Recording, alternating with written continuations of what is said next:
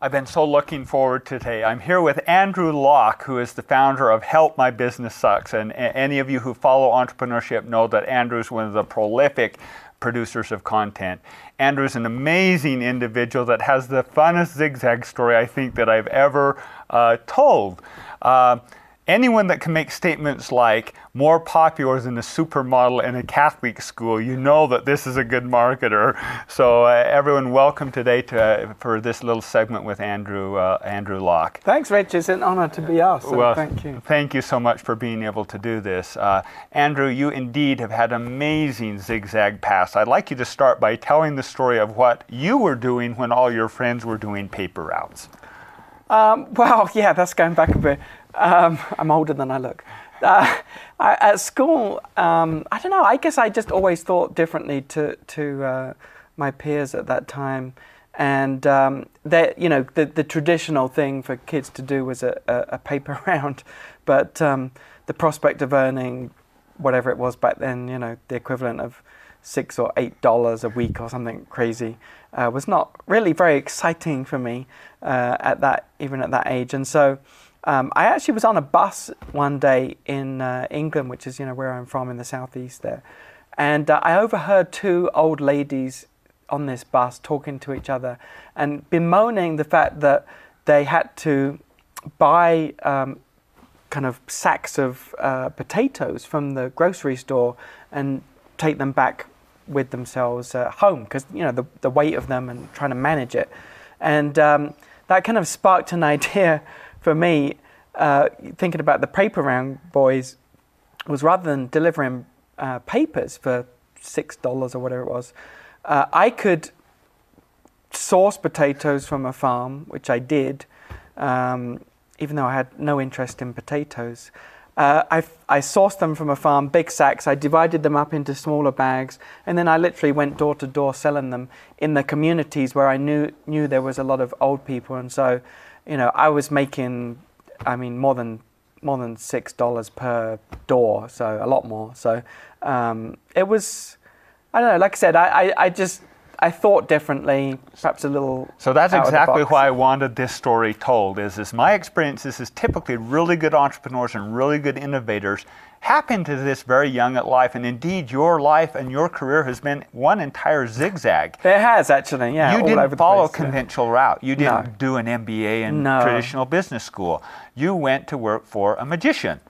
I did, and that was kind of a roundabout route too, because I had a number of interests, one of which was performing card tricks, and I grew up watching this guy on TV who was a very famous performer and entertainer in England called Paul Daniels.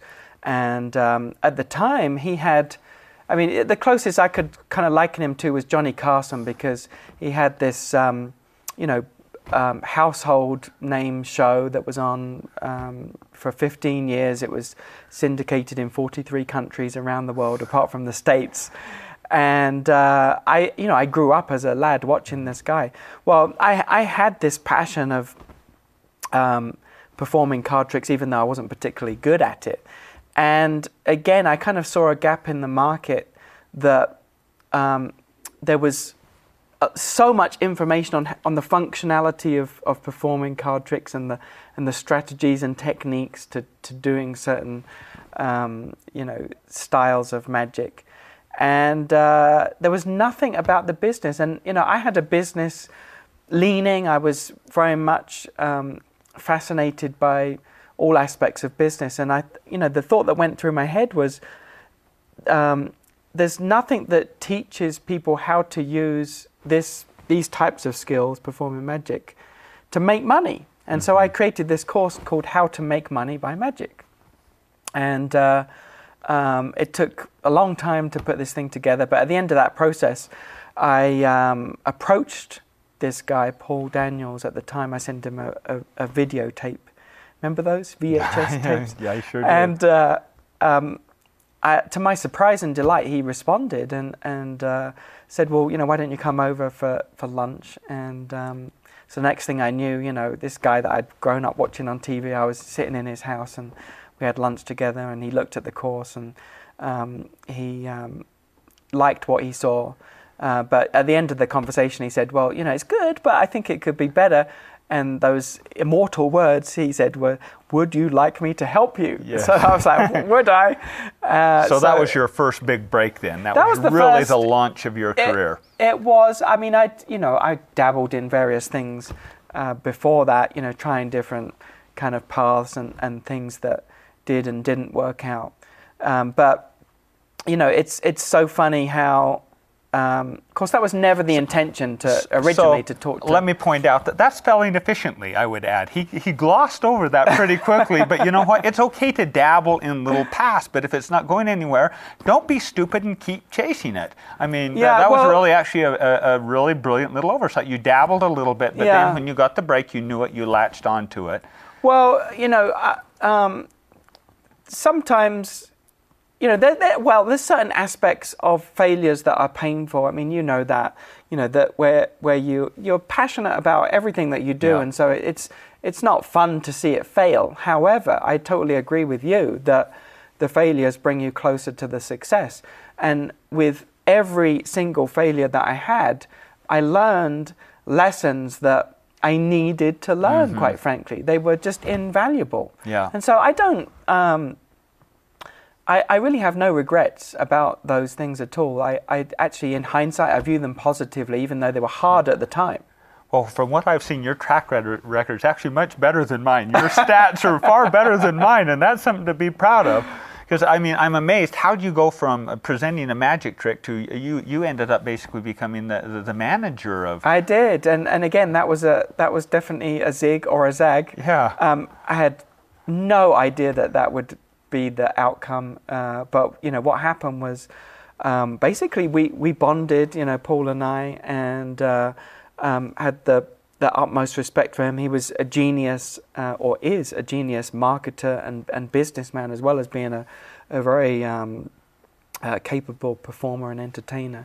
And it was just, again, it was an unusual turn of events that could never have been predicted earlier, whereby his long-term manager, and bearing in mind I'm only in my kind of mid-20s at this point, his long-term manager who'd been with him for about 35 years had a very serious illness, and it was very clear that he wasn't going to survive. And with what we'd done together with Paul, we both enjoyed each other's company. We both kind of resonated and thought the same way. And I'd helped him in certain aspects of his business already. And so it was still out of the blue when I was sitting in his home one day, and he said, I'd like to ask you a question. And I said, sure, what is it? And he said, would you be willing to be my personal manager? So, that was just one of those events where, bearing in mind, this was a guy that I'd grown up watching as a kid. Every week on TV, the biggest show in England, because remember, at this time we only had 3 channels. Yeah, I remember BBC One, BBC Two, and ITV. So the audience figures were colossal. And this just a really unusual set of circumstances that led to a lot of zigging, a lot of zagging. How long did you stay in that position then? How did you end up in information marketing and then crazy, now to Utah of all crazy places? Yeah. Well, I overall I worked with Paul, I guess, about 5 years, and we had a blast.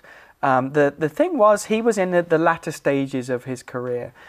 Basically, when I was involved with him, it was after the BBC TV show, and so what he wanted to do was just the things that he wanted to do. He was at that stage in life where he could be very choosy, and so he did lots of TV appearances, and he did lots of tours, and we arranged tours for him in the States, and all kinds of fun stuff. We had a blast. I guess the thing was, we got to a point where he wanted to do less and less, and I wanted to do more and more. So that was... Well, in your 20s, you're just turning the throttle on. Right, exactly. So, he got to... Or, I guess we both got to a place where it was a very amicable agreement, and that was the time when I moved to the States, actually. And the funny thing about information marketing was that, I had no idea that there was even a term called that. again, it was a zig or a zag, not sure which one, but doesn't really matter. Where because I was an entrepreneur, I kind of had gone down this route already with the course, How to Make Money by Magic, which really was an information product. And I would argue it was even before that, because you were actually selling a guide to Florida, if I remember. That's early true. in your That's youth. true. So you I actually did, had a bent for Yes. information before that zig. I did. The other thing was that I didn't go to college. I didn't go to university quite deliberately.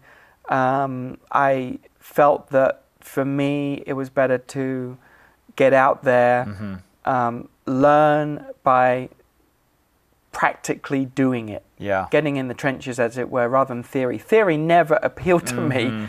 However, I've always been a lifelong learner.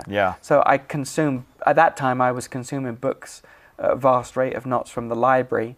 Anything that I could get my hands on on the topic of business, entrepreneurship, marketing, absolutely lapped that up. And today it's a lot easier with Amazon, and those, I can order a book and it'll be there. The next day. I actually think that that's a key learning point. Is even if you've got a degree, even if you've got a formal education, that doesn't stop. I mean, I know. It never stops. Yeah. I know for a fact that you do. You still consume material, and I'm just amazed every time you open your mouth at what's going to come out, because you're obviously very, very well read. Well, I think you have to be. I think the world is changing at much, much faster pace than it was when you and I were growing up, and so there's, especially with the internet too. I mean, constant innovation, and you've just at the very least you've got to be aware of what's happening. You don't have to be an expert. I want to take a little diversion here, and then I want to come back to your zigzag. So how do you keep sane in all of that? Because there's so much information coming at us all the time. How do you decipher and get rid of the crud, the noise is maybe what I would call it, and that's really salient, that would really have an impact in your life? Do you have any recommendations? Yeah, actually, that's a really good question, because I think we all kind of suffer with this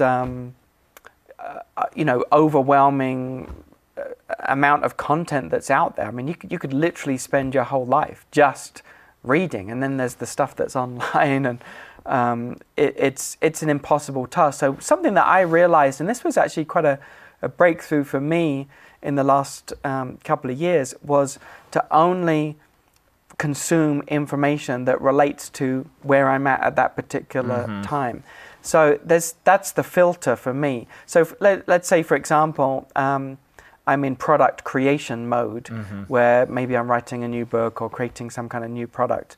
At that point is when I'll consume the latest information on that topic. And then when I get to a different project or a different phase is when I'll consume. And so, I will, if I see a book that either resonates with me or that someone else has recommended, I get it, it goes on the shelf in the appropriate section, and then, but it won't get... Digest it when it's appropriate. Exactly. Otherwise, a couple of things happen. One thing, you would get overwhelmed. I mean, you can't process all of the information that is available to you. But the other thing is that you're not going to remember it at the time you need it. Yeah. Invariably, you'd probably have to read the book again, or whatever content it is, whether it's online and so on. So I'm very much a researcher and methodical in that. But like I said, I've learned to just consume at the appropriate time. That's some brilliant advice, actually advice that I am going to use. Oh, good. One more little detour, and then we'll bounce back to your final zigs and zags here. But I'd like to ask you how you, because you're an information marketer, you have to just be barraged nonstop with emails and tweets and with Facebook. How do you manage that? How do you keep sane with all of the media that's nonstop hitting you, and all of the little messaging that's nonstop interfering with your production? I think it's a challenge for us all. I think that none of us are as productive as we'd like to be. But again, I'm constantly, striving to do that. In fact, periodically, well, there's a couple of things that I've done that are practical. One is that information, I think it's important to be on, actually, I think it's vital to be on the lists of your competitors. So anyone else in your same niche. I do think that's vital. However, I don't think it's a good idea to have that coming into your main email inbox. So what I did was set up a separate email account that is dedicated to subscribing to people's lists, and that is something that has time scheduled for it. So, let's say a couple of hours a week is go into that inbox and evaluate what's going on in the marketplace. So you separate that, you quarantine that from your production time. Otherwise, what happens, as we all know, is that it comes in our main email box and then it's just a distraction. Yep. And it's not that it's good stuff. It's vital to be abreast of that stuff. But if you allow it to come in with all the other emails, that's a recipe for disaster. So that's something that I learned some years ago that served me well. Great trick. Yeah. Great trick. The other thing is to be strict in terms of what does come into your email inbox. So very often, almost accidentally, I will get emails from sources where either I forgot that I didn't mean to give my main email address, or just other kind of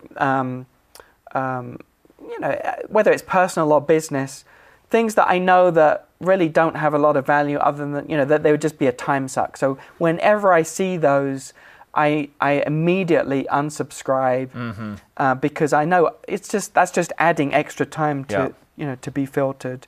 And then I do loosely follow the getting things done principle, whereby if an email, if I guesstimate that an email is going to take under 3 minutes to process, in other words, take action on whatever that action is, whether it's replying or taking some other external action. If it's less than 3 minutes, you must do it right then. Otherwise, it gets buried down the list and so on, and then you forget about it and so on. So I have that filter.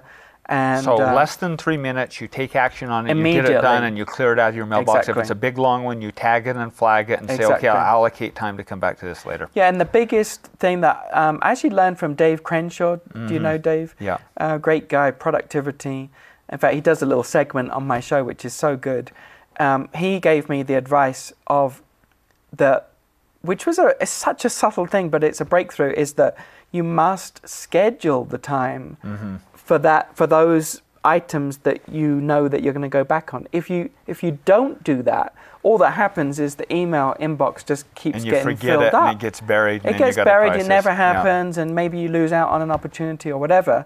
So the point is, whether it's, you kind of got to guesstimate a little bit as to what time. But let's say 2 hours or 3 hours once a week is probably good enough for most people. But the critical thing is scheduling that time to do that, and then it gets done. So it's manageable. You got bonus today. You not only got productivity, but you got zig and zag. So now I'm going to pull us back to your bit of zig and zag. Yeah. So indeed, you're just one of the world-leading experts. Every time I read something from you, it's like there's zingers in there that I can't forget, and I love how you craft messaging. You come from working in as the manager of this magician, and then you enter the information marketing. Talk to me now how you got from there to, because I know you were in California. Right. Then you ended up here in Utah, and you're now doing Help My Business Sucks. Right. I mean, how can you not remember that name? Talk us up through there, and then just any final words of counsel and guidance that you would give the would-be ziggers and zaggers and my audience.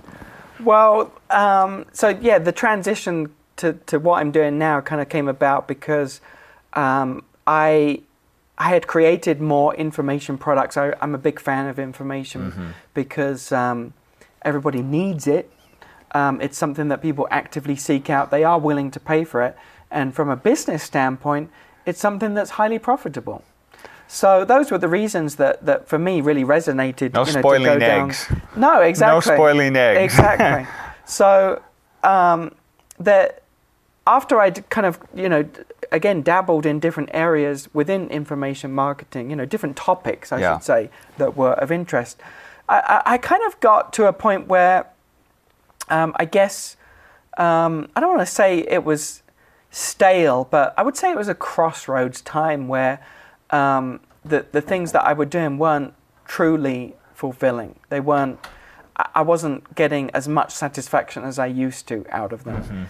And at that time, very fortuitously, someone had recommended a book to me, which isn't a book to be read. It's actually more of a test called StrengthsFinder. Are you familiar with that? I am familiar with it. I've got that book myself. So StrengthsFinder, I think the latest version is called StrengthsFinder 2.0. You can get it on Amazon or wherever. But the thing about it was that it's based on over 20 years of Gallup research, that independent company. And it's when you get the book, inside the back cover, there's a flap which gives you a code, and you go online to take the test. And after the test, or the result of the test, is that it tells you what your top 5 strengths are, and as it relates to business, out of a total of 40. And that, to me, was the right thing at the right time, because it really helped me to focus on the fact that what I should be doing in business is leveraging my strengths. And I'd kind of got away from that to a point where I was trying to improve weaknesses. Because I truly do believe that anybody can do anything. Yeah. I really do. I mean... No, I agree with that. You know, if I wanted to be a brain surgeon, I could. Yeah. You know, I mean, it's horrendously complicated, or, you know, nuclear physicist or whatever. Yeah. I truly believe that anyone, you know, with the motivation and normal kind of mental capacity, if they really want to do it, they can do it. Yeah. However, what I also know to be true, and was a discovery really over time, was that it is so much easier to improve strengths from a position where you're already very capable than to improve weaknesses, because trying to improve weaknesses is really, really hard. It's an uphill battle. It's like pushing that boulder uphill. And I actually think it's a real problem that bootstrappers have, entrepreneurs have, because just determination. I can prove that I'm going to do that even though you don't want to do it. And it's a different mindset what you're talking about here. Focus on your strengths and just let the weaknesses go and live with them. Yeah, the danger is it's a positive thing to have the attitude, I can do anything. That's a positive thing, isn't it? However, that can really damage you, because, you know, to do that takes a lot of time. It takes effort and so on. So the point is that for a much more minimal effort, by leveraging strengths, you can actually achieve success so much faster, more easier, more enjoyable. So the big breakthrough for me in doing that process and the test was that, looking back on my history up to that point and the things that I was really good at, I realized that I was really good at marketing. I was fascinated by it. I was really an expert in marketing.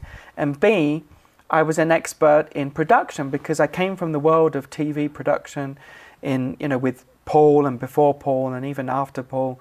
I knew how to create TV content that people would want to watch. That was an area of expertise. It was a strength.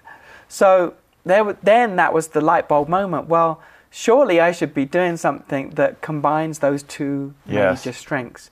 So now it's very obvious that the end result of that was the show, and that's how the show came about, because, you know, it was a thought process. Well, how could I leverage those strengths? It was just at the beginning of the web TV kind of era. There was hardly any content out there for regular episodic content. Certainly nothing in the kind of marketing world.